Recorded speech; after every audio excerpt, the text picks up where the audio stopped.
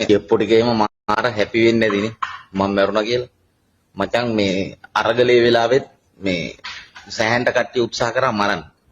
මේ අපිට මැරෙන්න මචං මේ වෙලාව ආපු මැරෙනවා කවුරුනොත් හරි. හැබැයි තව කල් තියෙනවා. මොකද මේ අපිට තව වැඩ කොටසක් තියෙනවා අපේ රටේ කරන්න. මේ ඒක නිසා හොඳට මතක තියාගන්න මේ අපි කරේ රට ජාතිය සම්බුද්ධ ශාසනය ආරක්ෂා කරන දේවල් විතරයි. ඉතින් එහාට අපි මේ වෙන දේවල් කරන්න ගිහිල්ලා නැහැ. ඉතින් ඒක නිසා මේ අපිට තව ආයුෂ තියෙනවා දෙයියනේ කියලා.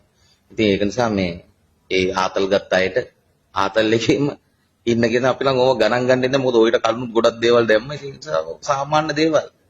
ඒක නිසා අපි ඔය මේ පුන්නක්කු කන ජෙප්පන්ට එහෙම කියන්න තියෙන්නේ මේ අපි නම් කන්නේ මචංපත් උඹලා පුන්නක් කෑවට. ඉතින් ඒක නිසා මේ හැමෝටම නිවන් සුව සහ සුබ දවසක් කියලා ප්‍රාර්ථනා කරනවා.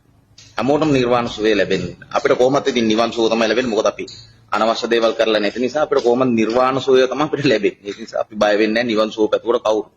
ඉතින් නිවන් සුව පතන එක සම්බන්ධව මම ඇත්තටම මේ සෑහෙන්ට සතුටු වෙනවා. ඒ වගේම මට නිවන් සුව පතන හැමෝටම මම පින් දෙනවා කියන එක තමයි මට කියන්නේ.